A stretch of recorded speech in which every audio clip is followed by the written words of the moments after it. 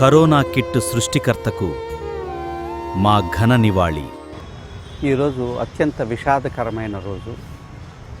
మనందరికీ పరిచయస్తులు ఈరోజు కోవిడ్ తర్వాత మేమందరం కూడా బతికున్నాము అని అంటే మాట్లాడుతున్నామంటే కారణం మోతూరి కృష్ణప్రసాద్ గారు బయోమాలిక్యులర్ మెడిసిన్స్ని అందుబాటులోకి తీసుకొచ్చి మా అందరికీ ప్రివెన్షన్ డోసు, నివారణ డోసు, ట్రీట్మెంట్ డోసు, రీహాబిలిటేషన్ 3 ఇవ్వటం వలన కరోనా టైంలో ప్రపంచంలో అత్యుత్తమ ఆర్గనైజేషన్ అయిన వరల్డ్ హెల్త్ ఆర్గనైజేషన్ ఫెయిల్ అయినప్పుడు, ఏమి చేయాలో మనకు తెలియనప్పుడు, ఒక పారాసెటమాల్ తప్పించి మనకేమీ సొల్యూషన్ కనపడినప్పుడు, అందరూ ఇళ్ళకే పరిమితమైనప్పుడు, ఆ టైంలో దీన్ని వస్తే ఏ విధంగా మనం నివారించుకోవచ్చు, వస్తే ఏ విధంగా మనం బయటపడవచ్చు అన్నప్పుడు కృష్ణప్రసాద్ గారు ఈ బయోగ్రీన్ రెమెడీస్ అనే ఒక కంపెనీని ప్రారంభించి దాని ద్వారా బయోమాలిక్యూల్స్ అనే ఒక కొత్త తరమైన మెడికేషన్ని అంటే రెమెడీస్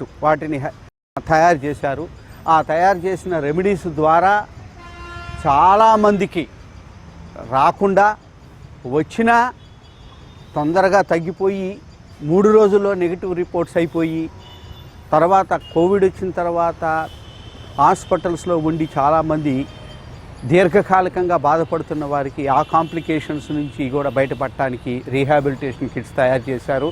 ముఖ్యంగా ఈ బయోమాలిక్యులర్ మెడిసిన్స్ అనేవి మన యొక్క ఇమ్యూనిటీ బూస్టర్ లాగా, మన రోగ నిరోధక శక్తిని పెంచేలాగా, antiviral, anti bacterial, anti helminthic, anti fungal లాగా పనిచేసినవి.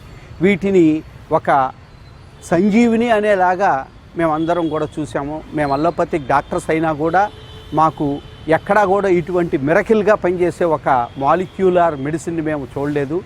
ఇవి ఇచ్చిన బయోవిన్ లిక్విడ్ కానివ్వండి, బయోవిన్ క్యాప్సూల్స్ కానివ్వండి, బ్లిస్ అనే పౌడర్ కానివ్వండి, కాఫ్నిల్ అనే అప్లికేషన్ కానివ్వండి, ఎసెన్షియల్ ఆయిల్ కానివ్వండి, ముక్కులకి గొంతుకి లంగ్స్ మీద రాసే ఆయిల్ కావచ్చు, అలానే నర్విటోన్ అనే ఒక కాఫ్ మజిల్స్కి రాసే ఇది కావచ్చు, ఫ్రీ మైండ్ అనే మెడక రాసుకునేది కావచ్చు.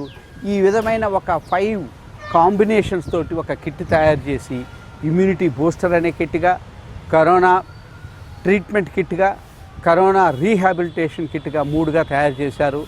అదృష్టం నేను కృష్ణప్రసాద్ గారితో అసోసియేట్ అవటం, అంతకుముందు నాకు పరిచయం ఉన్నా కూడా ఈ టైంలో ఒక దేవుడు పంపించిన దూతగా ఆయన నాకు హనుమంతుడే వచ్చి సంజీవిని పర్వతాన్ని తీసుకొచ్చినట్టుగా ఈ కృష్ణప్రసాద్ గారు ఒక సంజీవినిని తయారు చేసి సమాజానికి ఇద్దామని తయారు చేసినప్పుడు, అప్పుడున్న ప్రోటోకాల్స్ ప్రకారము ప్రభుత్వాలు కానీ, వరల్డ్ హెల్త్ ఆర్గనైజేషన్ కానీ, హాస్పిటల్స్ కానీ దీన్ని విస్తృతంగా ప్రజల్లోకి తీసుకెళ్లే వ్యవస్థ లేకపోయింది. లిమిటెడ్ రిసోర్సెస్ తోటి, తనకున్న ఒక రిసోర్సెస్ తోటి, మాలాంటి వారి సహాయంతో కొన్ని లక్షల మందికి వీటిని అందుబాటులోకి తీసుకొచ్చారు. వీటి నుంచి వాడి చాలామంది బయటపడ్డారు. కరోనా రాకుండా ఒకవేళ వచ్చిన వాళ్ళైతే వాటి నుంచి, ఆ వ్యాధి ముదిరిపోయిన తర్వాత ఇక బతకరు అని హాస్పిటల్స్లో ఇక చేతులు ఎత్తేసి మీరు ఇంటికి తీసుకెళ్ళండి అన్నప్పుడు, ఇంటికి తీసుకొచ్చిన తర్వాత వాడిన తర్వాత కూడా వీళ్ళు రికవర్ అయిన వాళ్ళు ఉన్నారు. అటువంటి వాళ్ళందరూ కూడా ఈరోజు మన కళ్ళ ముందు ఉన్నారు.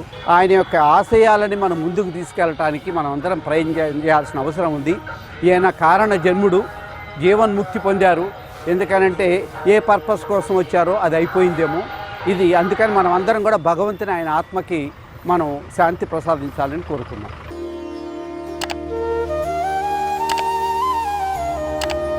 కరోనా కిట్ సృష్టికర్తకు మా ఘన నివాళి.